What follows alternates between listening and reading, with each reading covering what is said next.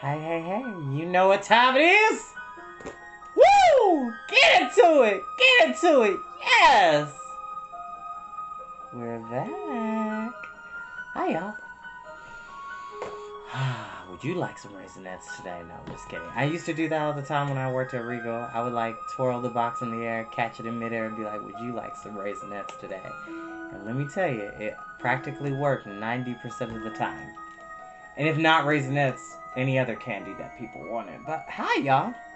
Welcome to Storytime with Chris. Of course, you know that you do not have to watch these videos when they go live. You're more than welcome to watch them in your spare time, in between time, and do it in your leisurely time so you can enjoy yourself. Alright. That was what it was.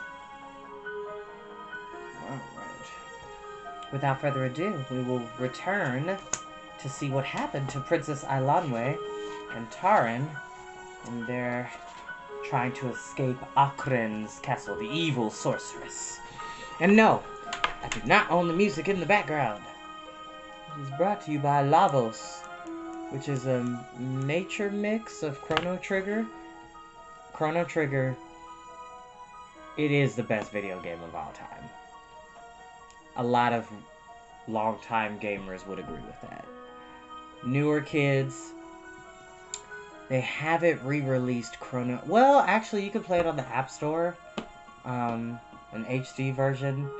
I'm pretty sure if you have Steam, you can play it. But, like, they did an HD remaster version of Chrono Cross, which is the spiritual successor to Chrono Trigger.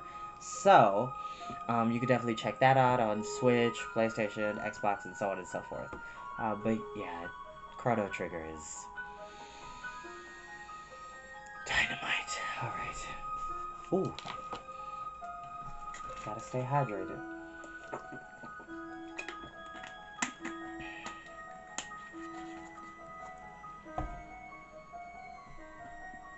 Alright. Chapter 7. The Trap. From the corridor, a faint sound grew louder. Taran hastened to press his ear against the slot in the portal. He heard the heavy tread of marching feet, the rattle of weapons. He straightened and stood with his back to the wall. The girl had betrayed him. He cast about for some means to defend himself, for he had determined they would not take him easily. For the sake of having something in his hands, Taran picked up the dirty straw and held it ready to fling. It was a pitiful defense, and he wished desperately for Gwydion's power to set it ablaze. The footsteps continued. He feared then they would enter the other cell. He breathed a sigh of relief when they did not stop, but faded away toward what he imagined to be the far end of the corridor. Perhaps the guard was being changed. He turned away, certain Ilanwe would not be back, and furious with her and her false promises. She was a rattle-brained fool who would undoubtedly giggle and take it as a great joke when the cauldron board came. I don't know what happened, but for some reason, it stopped. Too twisty. Hold on.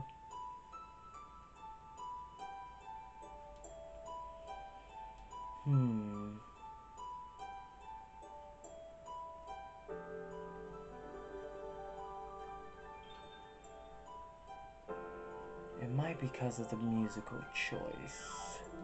So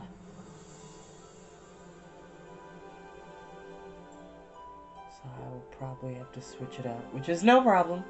That's what we call improvisation. Improvisation. There we go. I couldn't get my words out.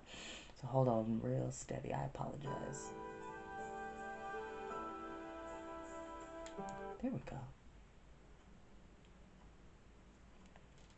I don't think I've ever played lo-fi music on here, but I love it, personally.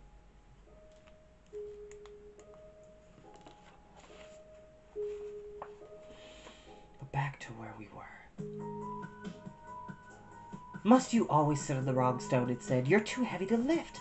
Taran jumped up and hurriedly cleared the straw away. The flagstone was raised. The light from the golden ball was dim now, but enough for him to see that Ilanwe looked pleased with herself. Your companion is free, she whispered, and I took Melangar from the stable. They are hidden in the woods outside the castle. It's all done now. Ilanwe said gleefully. They're waiting for you, so if you can get a move on and stop looking as if you've forgotten your own name, we can go and meet them. Did you find weapons? Taran asked. Well, no, I did have a chance to look, Ilanwe said. Really, she added, you can't expect me to do everything, can you? Ilanwe held the glowing sphere close to the stone floor. Go first, she said, then I'll come down after so I can put the stone back in place. Then when Akrin sends to have you killed, there won't be any trace at all. She'll think you disappeared into thin air, and that will make it all the more vexing. I know it isn't nice to vex people on purpose. It's like handing them a toad. But this is so much too good to miss, and I may never have another chance at it.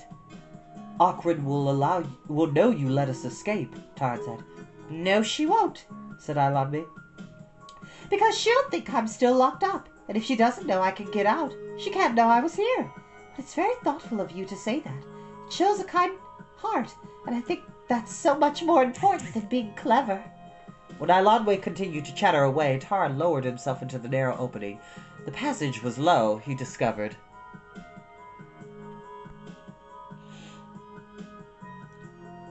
And he was obliged to crouch almost on hands and knees. So he's like this. So it's like a tiny passageway, which for those who are claustrophobic, which that basically means you are your anxiety is heightened because you are in a tight, closed space, and it causes you to panic.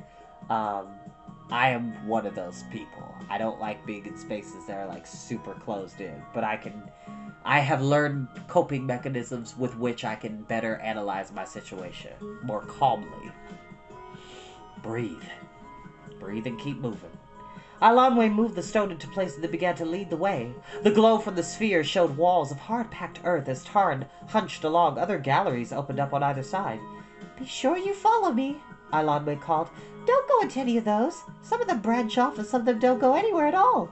You'd get lost, and that would be a useless thing to do if you're trying to escape. The girl moved so quickly Tarn had difficulty keeping up with her. Twice he stumbled over loose stones in the passage, clutched at the ground, and pitched forward.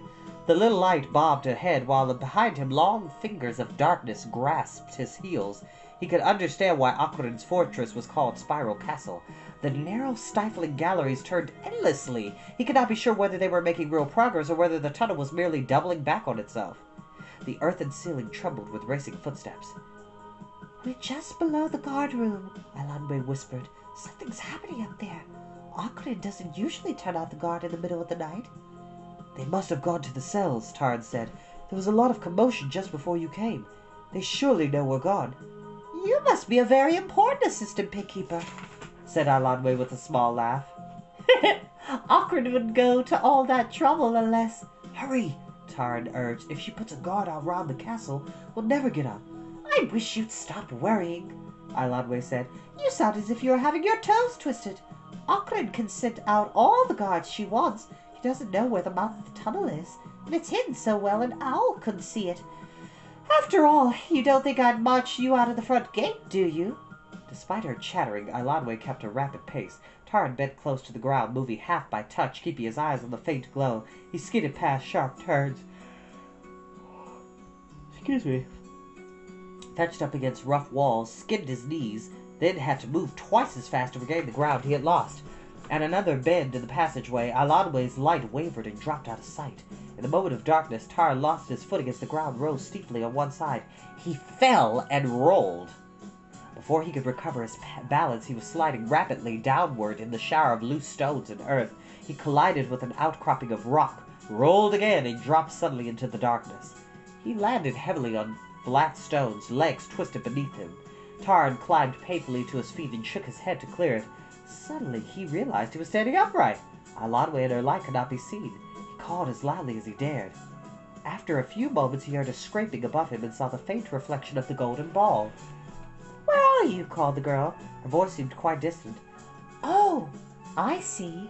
Part of the tunnel's given way. You must have slipped into a crevice." "It's not a crevice," Tarn called. "I've fallen all the way down into something and it's deep. Can't you put the light into it? I've got to get up again." There were more scraping noises. "Yes," Ilanwe said, "you have got yourself into a mess. The ground's all broken through here, and below there's a big stone, like a shelf over your head. How did you ever manage to do that?" "I don't know how," replied Tarn, "but I certainly didn't do it on purpose." "It's strange," Ilanwe said. This wasn't here when I came through the first time. All that trapping must have jarred something loose. It's hard to say." I don't think those tunnels are half as solid as they look, and neither is the castle. For the matter of that, Ockran's always complaining about things leaking and doors not closing right. Do stop that prattling, cried Tarn, clasping his head. I don't want to hear about leaks and doors. Show a light so I can climb out of here. That's the trouble, the girl said. I'm not quite sure you can. You see, that shelf of stone juts out so far and goes down so steeply. Can you manage to reach it? Tarn raised his arms and jumped as high as he could. He could find no handhold. From Ilandwe's description and from the massive shadow above, he feared the girl was right. He could not reach the stone, and even if he could have, its sharp downward pitch would have made it impossible to climb. Tarn groaned with despair. Go on without me, he said. Warn my companion the castle is alerted. And what do you intend doing? You can't just sit there like a fly in a jug. That isn't going to help matters at all. Doesn't make any difference about me, Tarn said. You can find a rope and come back when things are safe. Who knows when that will be? If Ockran sees me, there's no telling what might happen. And suppose I couldn't get back. You turn into a skeleton while you're waiting. I don't know how long it takes for people to turn into skeletons, though I imagine it would need some time, and you'd be worse off than before. What else am I to do? Cried Tarn. Ilandwe's talk of skeletons made his blood run cold. He recalled then the sound of Gwen, the hunter's horn, and the memory of it filled him with grief and fear. He bowed his head and turned his face to the rough wall. That's very noble of you, said Ilandwe, but I don't think it's really necessary. Not yet, at any rate. If Ockran's warriors come out and start beating the woods, I hardly think your friend would stay around waiting. He'd go and hide and find you later, or so I should imagine. That would be the sensible thing to do. Of course, if he's an assistant pig keeper too, it's hard to guess how his mind would work. He's not an assistant pig keeper, Tarn said. He's, well, it's none of your business what he is. That's not a polite thing to say. Well, nevertheless, Ilandwe's voice dismissed the matter. The main thing is to get you out. There's nothing we can do, Tarn said. I'm caught here, locked up better than Ockran ever planned. Don't say that. I could tear my robe and plait it into a cord. Though I tell you right away, I wouldn't enjoy crawling around tunnels without any clothes on. But I don't think it would be long enough or strong enough. I suppose I could cut off my hair if I had a pair of shears and add it in. No, that still wouldn't do. Won't you please be quiet for a while and let me think? Wait. I'm going to drop my bauble down to you. Here, catch. The golden sphere came hurtling over the ledge. Tarn caught it in midair. Now then, Ilandwe called, what's down there? Is it just a pit of some kind? Tarn raised the ball above his head. Why, it's not a hole at all, he cried. It's a kind of chamber. There's a tunnel in here, too. He took a few paces. I can't see where it ends. It's big. Stones rattled behind him. An instant later, Ilandwe dropped to the ground. Tarn stared at her in disbelief. You fool! You addle-pated... What have you done? Now both of us are trapped. You talked about sense. You haven't... Ilandwe smiled and waited until he ran out of breath. Now, she said, if you are quite finished, let me explain something very simple to you. If there's a tunnel, it has to go someplace. And wherever it goes, there's a very good chance it will be better than where we are now. I didn't mean to call you names, Tarn said, but, he added sorrowfully, there was no reason for you to put yourself in danger. There you go again, Ilandwe said. I promised to help you escape, and that's what I'm doing. I understand about tunnels, and I shouldn't be surprised if this one followed the same direction as the one above. It doesn't have half as many galleries coming out of it, and besides, it's a lot more comfortable. Ilandwe took the glowing sphere from Tarn's hand and stepped forward into the new passageway. Still doubtful, Tarn followed. All right. And that is where we will end for tonight. There's the Horned King, being evil as ever. There's our little hero. 13 or so, I would imagine Tarn would be, but still, he's a no, he's a teenager if he's 13. If it's prior to 13, he's a preteen. But anyway. Y'all, tell me what you think. Also, if you have any books that you would love for me to read on this channel, please comment on a specific title or message me privately. Yeah, any books that you want me to read, please. I also am going to, this is going to be more so during the wintertime as things will be slowing around here in town in late December, early January. I want to do a story time segment where it's for all the grown-ups. So no kids allowed. So we have story time for the kids and the teenagers, but I want to do something for the grown-ups because grown-ups need books to enjoy too. So probably might read some James Patterson. Okay, if you want somebody that can really get you into reading, James Patterson is the way to go. His chapter structure is incredible. Page turning. I've literally read a 400-page book by James Patterson in a day because of how well paced it is. Oh, we should totally read When the Wind Blows, which is the prequel to a very well-known, popular James Patterson series that was supposed to get a movie and a TV series, but it ended up getting canceled. Maximum Ride. Maximum Ride is something we can read for the teenagers. Not for the little kids, but we can read it for the teenagers. But that series is awesome. It's about a group of teenagers that were genetically experimented on to be able to have wings like birds, and each kid has wings from a different bird of prey. It's super cool. It's an awesome science fiction series. It would have made a great TV series, but that's besides the point. Now, I'll see you all next time. Bye-bye now. Sweet dreams, y'all.